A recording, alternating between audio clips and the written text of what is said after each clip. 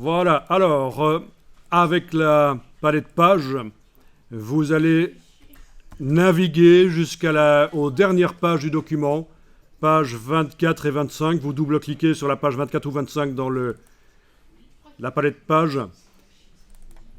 Et normalement, ça vous affiche, donc derrière, ça vous affiche les pages 24 et 25.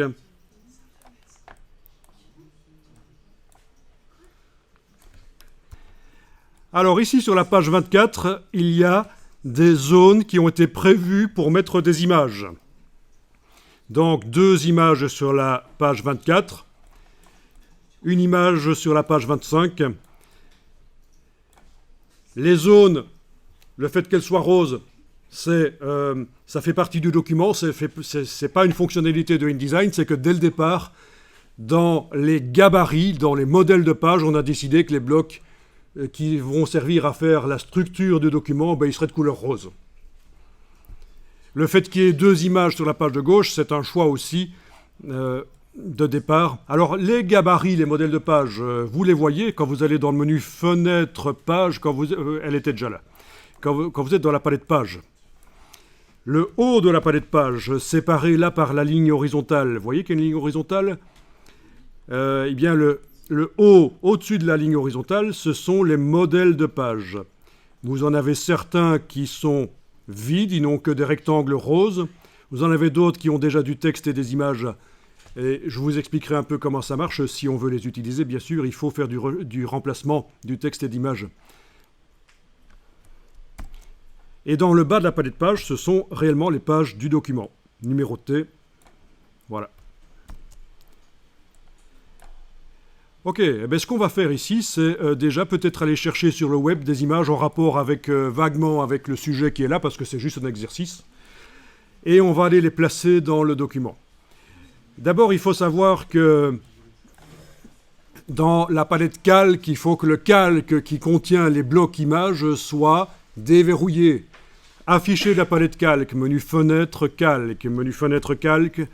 Vous allez voir que le document, ici, a été construit en tirant parti du système de calque, c'est-à-dire différents niveaux de construction. Le but, c'est que quand vous empilez au même endroit différents éléments, vous arrivez facilement à activer un élément parce que vous pouvez verrouiller les autres calques qui ne contiennent pas cet élément. C'est comme dans Photoshop ou Illustrator, le système des calques.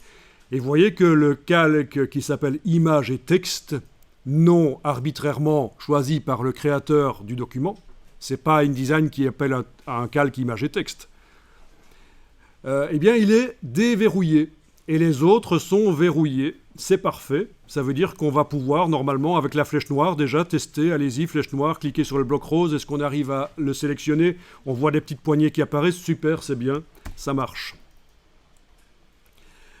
Bon, ça, c'est une première chose. On va maintenant aller chercher des images sur le web. On va aller chercher des images que vous avez le droit d'utiliser, même pour faire des documents qui vous rapportent de l'argent. Comment ça s'appelle, ces images? Libre de droit. On va même préciser encore plus du domaine public. Parce que là, on est certain que si c'est étiqueté image du domaine public, une fois pour toutes, on est certain qu'il n'y a rien à payer sur ces images. Alors, je vous encourage aussi, si vous voulez, pour vos documents professionnels par la suite, à faire appel à des banques d'images, faire appel à des photographes, photographier vous-même aussi. Donc, je ne vous dis pas qu'il faut systématiquement, pour tous vos travaux, utiliser des images du domaine public. Je vous dis juste qu'il existe sur le web des images que vous avez le droit d'utiliser sans aucun problème, même pour des documents qui vont vous rapporter l'argent, des affiches, des brochures. Alors, on va aller faire un petit tour, gardez bien sûr InDesign ouvert, on va aller faire un petit tour dans un navigateur web.